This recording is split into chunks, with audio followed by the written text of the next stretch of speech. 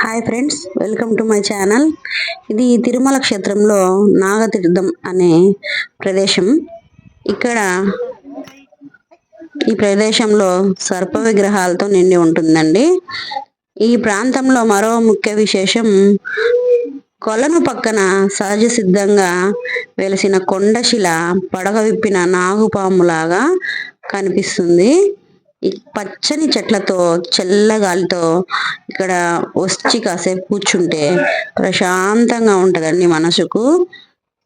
ఈ ఈ కనబడుతున్న కొలనులో స్నానం చేయడం వల్ల, లేకపోతే శిరస్సుపై నీళ్లు చల్లుకొని ఇక్కడ విగ్రహం చుట్టూ 3 ప్రదక్షిణలు చేస్తే నాగదోషం అనేది ఏమన్నా ఉంటే తొలగిపోతుందని ప్రజలు నమ్ముతుంటారండి. అవే తీర్థం. ఇక్కడ చూస్తే ఇప్పుడు ఈ విగ్రహాలకి పసుపు కుంకుమలతోటి దీపారాధన అనేది జరుగుతుంటుంది.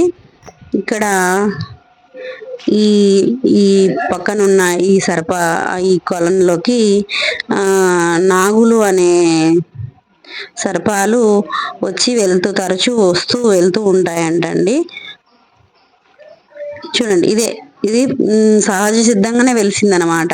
కొండశిలలాగా ఉంటుంది చూడండి, సహజ సిద్ధంగా వెలిసిందనమాట. ఈ నాగుపాములాగా కనిపిస్తుంది కదా. ఇదిగోండి, ఎక్కడ చూసిన నాగు ప్రతిమలే ఉంటాయి. చూడండి, దీని చుట్టూ నాగ ప్రతిమలే శిలలుగా చెక్కి ఉంటదండి. ఇది సహజ సిద్ధంగానే వచ్చింది. దీనికి ఎప్పుడు పసుపు కుంకుమలతోటి ఉంటది.